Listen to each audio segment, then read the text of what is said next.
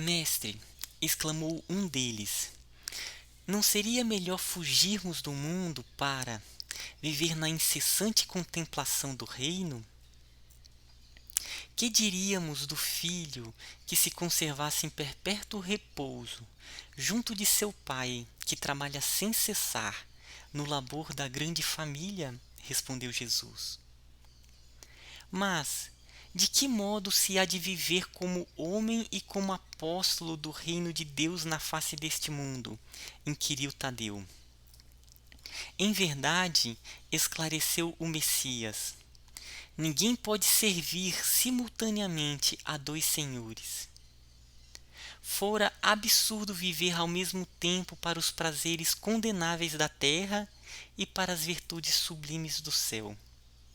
O discípulo da Boa Nova tem de servir a Deus, servindo a sua obra neste mundo. Ele sabe que se acha a laborar com muito esforço num grande campo, propriedade de seu pai que o observa com carinho e atenta com amor nos seus trabalhos. Imaginemos que esse campo estivesse cheio de inimigos. Por toda parte, vermes asquerosos, víboras peçonhentas, tratos de terra improdutiva.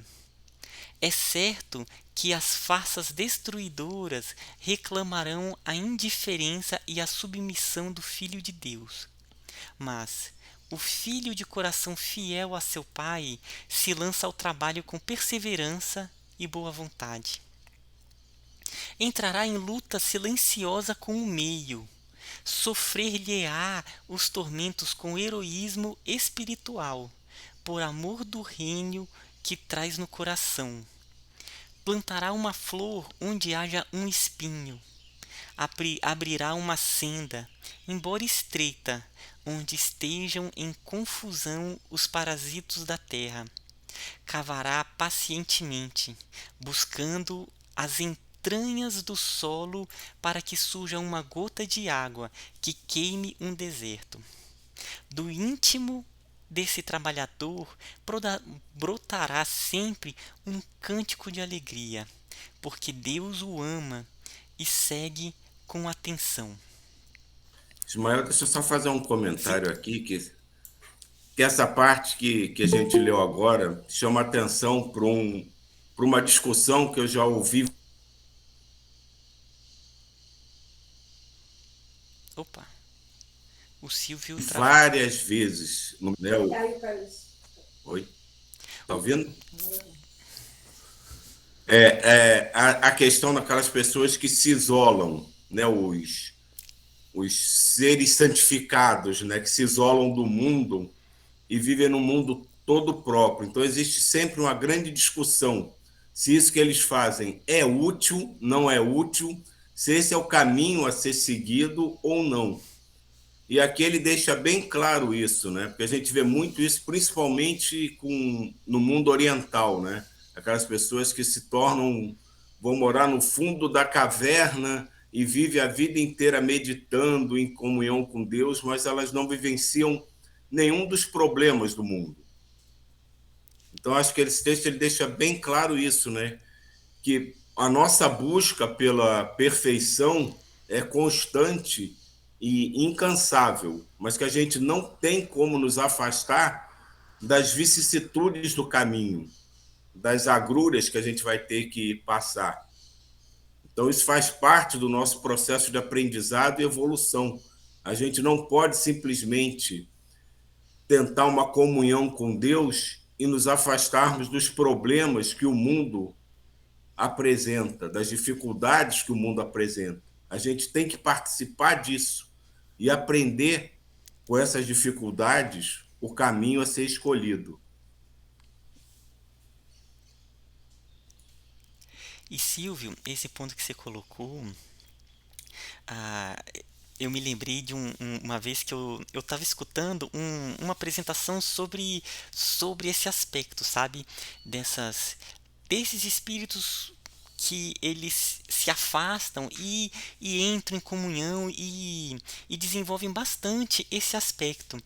Ah, era uma apresentação espírita E falando, eu não sei da onde tirou essa informação, mas eu acho que faz muito sentido de que esses seres, né, muitos eles retornam aqui no meio do mundo para que desenvolva também a realização em pleno mundo, né, aqui junto com o dia a dia, né, aquela pessoa que pisa no pé dela, né, que no trabalho vai ter que lidar com as pessoas. Então, que o processo da realização é ela tem que ser feita em todos os ambientes, né? Então, aqui é o nosso local, né? Como se fosse é o nosso ashram, né? O nosso local aqui, a nossa caverna, aonde a gente está evoluindo, que é o quê? É o planeta Terra, né? Junto com as pessoas, nesse tete a tete. O, E um outro aspecto ainda nesse texto que a gente estava lendo e que também me veio é essa questão, né, porque o texto é sobre a fidelidade a Deus. E uma vez também eu escutei uma história a, sobre existem uns campos de agriculturas, principalmente antigos, que eles faziam uma roda de irrigação, né, que estava ligado com algum rio e tinha que trazer a água para irrigar aquele campo. Aí eles construíam meio que uma uma bomba que era uma bomba mecânica, e quem ficava girando era eles colocavam burros, né, prendiam e eles ficavam girando, aí ficava o tempo todo girando, girando, e ali a água ela conseguia ser distribuída para a plantação. E aí uma vez eu fiquei refletindo, eu fiquei não, eu escutei, inclusive foi um padre, na época lá que eu estava na graduação, né, que a minha república era ao lado de um centro católico. Aí uma vez ele conversando comigo sobre a importância desses burros, né? Porque para ele a vida ali tá sempre na mesma, é um passo atrás do outro, parece que não muda nada, mas no fim das contas, olha o trabalho tão importante que ele estava fazendo, né? Que ele estava é, permitindo a irrigação em toda essa plantação, e quantas pessoas iriam ter esse alimento, né? Então, às vezes a gente acha que a nossa vida está naquela mesmice, mas o importante é realmente fazer tudo com amor, né? No sentido desse burro, né? Desse borrico que está ali no trabalho amoroso, sabendo que está auxiliando na obra divina.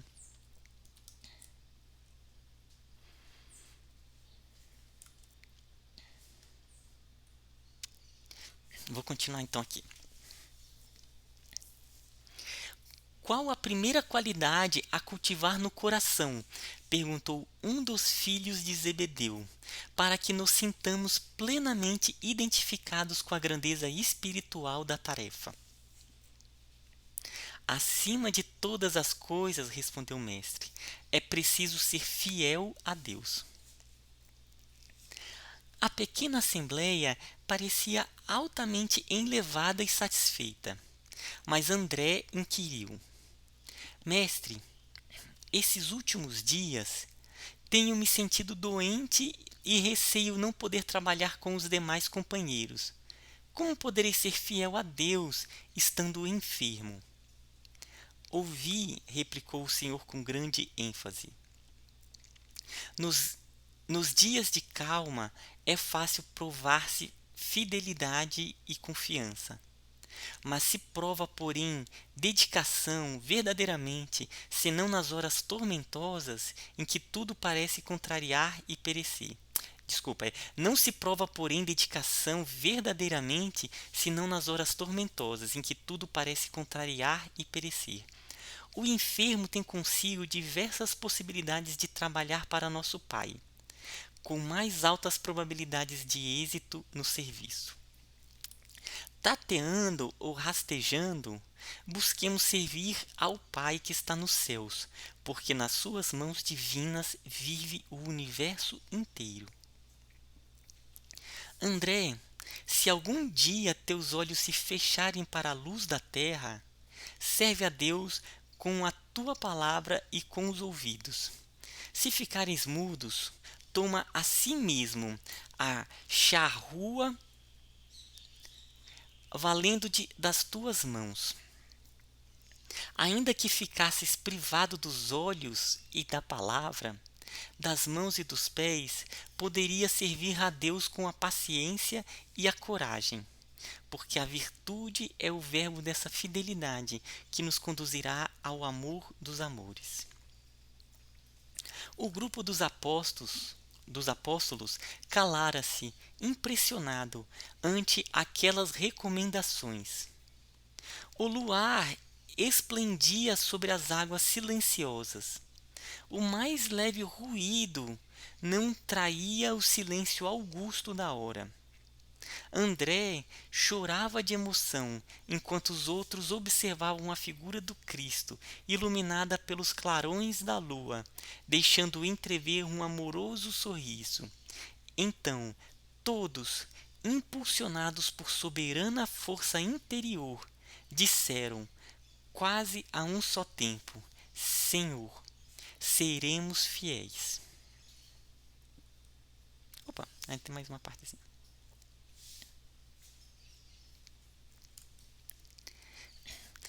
Essa parte, né, que a gente leu tem um pouco isso que o Silvio colocou, né, daqueles que eles se afastam, né, e vão pro. E aí eu me lembrei também de um outro assunto sobre isso, né, que ah, que foi uma reflexão de um livro que eu li, um livro bem bacaninha, um livro espírita que chama assim Reflexões de Jacó, que só são frasezinhas, sabe, desse espírito Jacó. Aí uma dessas mensagens, ela fala assim, né? Ah, muitos se afastam para encontrar a Deus, né, vão para a caverna e lá ele percebe que ele pisa em um espinho. Aí ele vai andar, um galho cai na cabeça. No sentido de que, mesmo a pessoa querendo se afastar, no fim das contas, né, ela continua no meio do mundo e ainda vão ter as dificuldades. Né? Então, que a busca, né, por a realização, ela tem que se dar em qualquer momento, né? Inclusive quando vem as vicissitudes, né? Ou de doença da família, né? Aí que a gente se mostra mesmo nessa fidelidade. Né? E tem o exemplo que você deu do burrinho, né? Você utilizar a possibilidade que você tem, seja ela qual for, para realizar um trabalho de engrandecimento, né, de aproximação do Cristo, né? Que muitas vezes a gente menospreza, né, esse ou aquele trabalho, acha que ou não está à nossa altura ou não está na altura de Deus, né? Que é uma coisa sem importância. E às vezes o trabalho mais simples que existe é o mais importante. Sem aquele, nada funciona.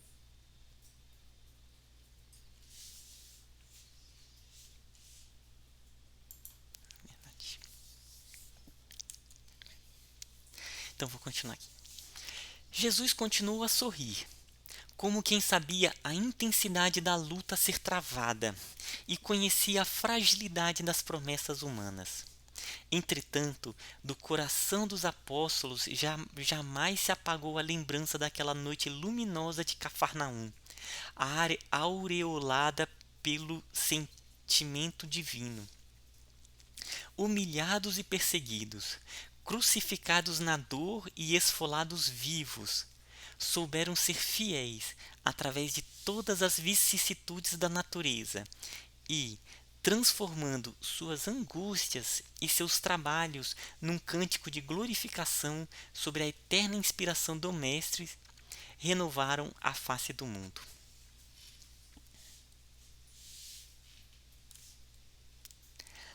É interessante. Eu tinha muita vontade de que depois viessem alguns livros psicografados, né? Ou no futuro, quando a humanidade ela tivesse as condições de entrar nesses arquivos para ver a história de cada apóstolo, né? A gente tem poucas informações depois, como é que foi a trajetória de cada um.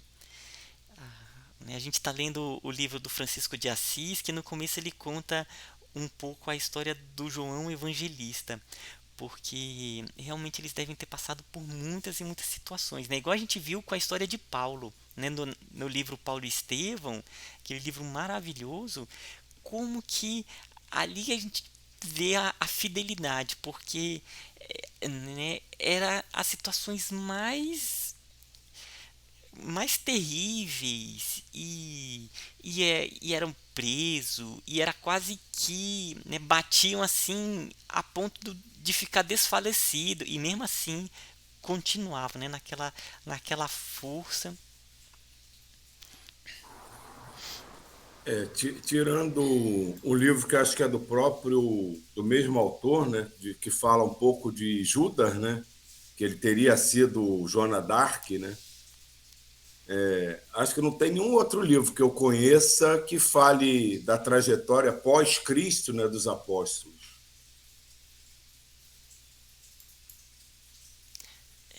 Eu também não. Eu também não. Teve um dia desses que uma amiga, ela me falou assim, Ismael, você vai gostar muito desse livro.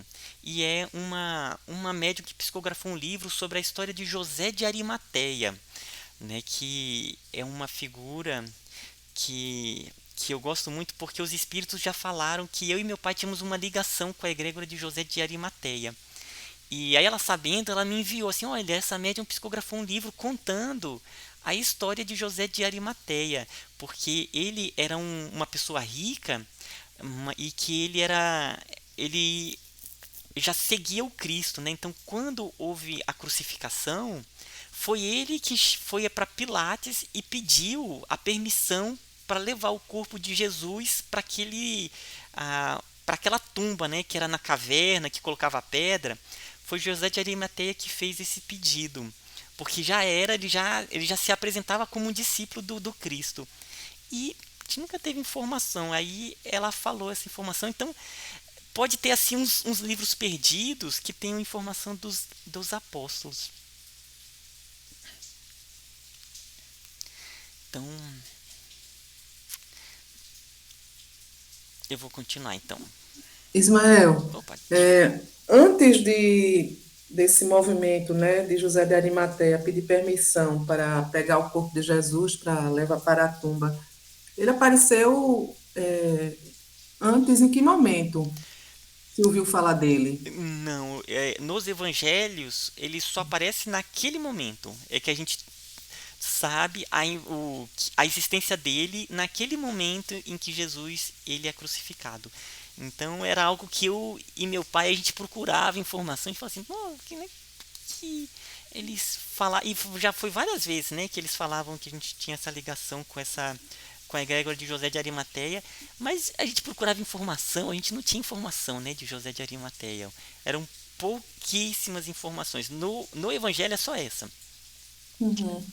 Aí eu fiquei Ah, curioso, isso foi agora, foi na passagem do ano que esse casal de amigos vieram aqui em casa para nos visitar e que ela falou desse livro, né, desse livro. Eu até na, peguei ele no Kindle, na comprei ele no Kindle. Operação Cavalo de Troia, é o único momento que ele fala, só que ele cita assim momentos em que a Arimatea ajuda, né? Ajuda com informações, porque como ele é rico, né? Ele frequenta os lugares onde tem os, né? Aquela seleção das pessoas, né? Mais e realmente ele só aparece nesse momento no livro também. É estranho, né? Porque ele tão devotado, tão seguindo os passos de Jesus e realmente aparece nesse momento. Foi bom você ter chamado a atenção. Vou prestar atenção agora, que eu ainda continuo lendo essa Operação Cavalo de Troia. Já estou cansada já. Porque isso aí São, é grande, são hein? 8 livros. Aí eu estou no sexto. Nossa. tá chegando. Mas na vida de Jesus houveram muitas pessoas próximas que desenvolveram um trabalho maravilhoso e que a gente sabe pouca informação. Eu contei, né, uma vez aqui, aquele conto da Ivone Pereira, né, que foi o Leon Tolstói que psicografou. É no livro chamado Ressurreição e Vida, que conta o apóstolo silencioso, acho que é assim o título, que conta um determinado apóstolo não, um determinado seguidor, né, um discípulo, que ele foi aquele que no Evangelho ah, conta indiretamente sobre ele, né? Que chega, eu acho que é João e Tiago, e chega para Jesus e fala: Senhor, tem uma pessoa que está curando pessoas em seu nome. Aí Jesus fala, né? Se ele está curando em meu nome, deixe que ele continue com esse trabalho. E aí é, esse conto conta a história desse espírito, né? Desse espírito anônimo, que ele desenvolveu uma trajetória linda, sabe? E o trabalho dele depois que aí ele acompanhava Jesus, né? Sempre ali silencioso, e depois ele desenvolveu um trabalho lindo com crianças, né? Depois que Jesus ele ele partiu aqui do plano, então ele fez um trabalho com crianças. É belíssima a história, né? Então, devem ter tido muitas pessoas assim, que seguiram trajetórias lindas no silêncio, e que deixou aí um legado belíssimo, que acho que no futuro a gente ainda vai conhecer, né, esses espíritos. A própria história do Cristo, né? Ela só é conhecida a partir de um momento da vida adulta dele, né? Cristo era Cristo, sempre foi Cristo. Então, com certeza, a vida dele deve ter sido recheada de episódios fantásticos, né?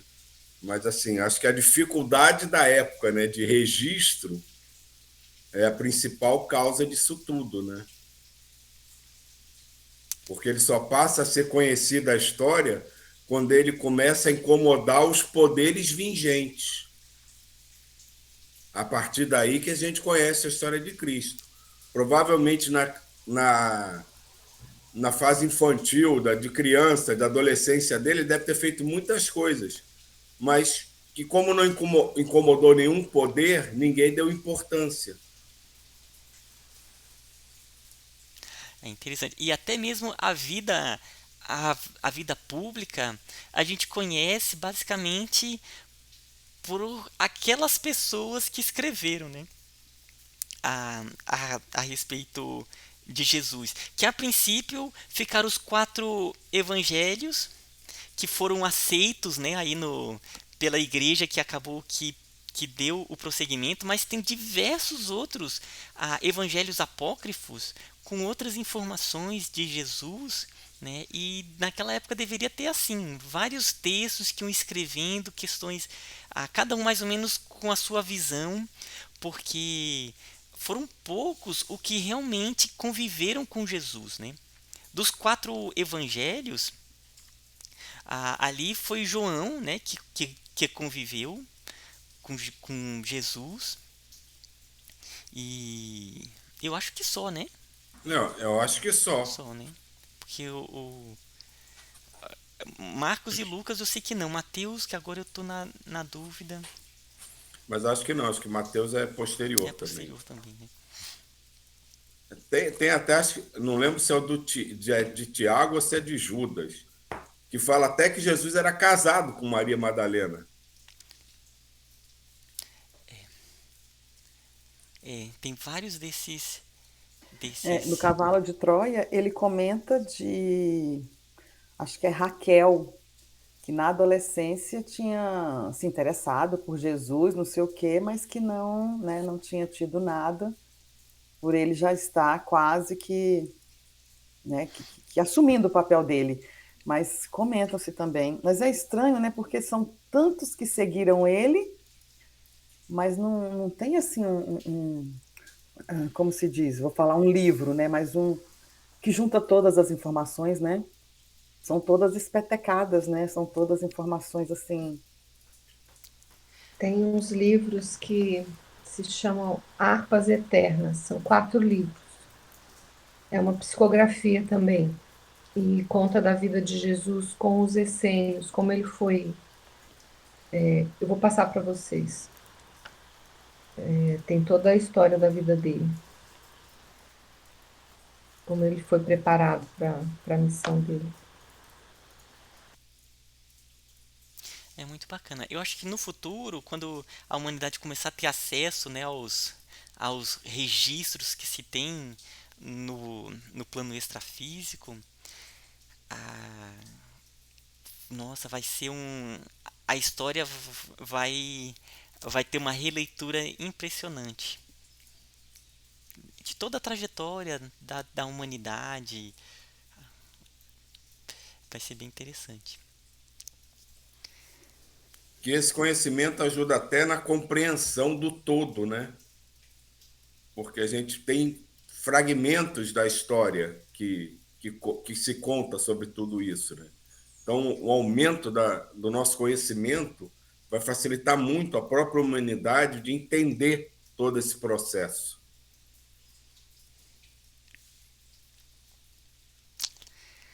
Eita, gente. Vamos então fazer a nossa irradiação?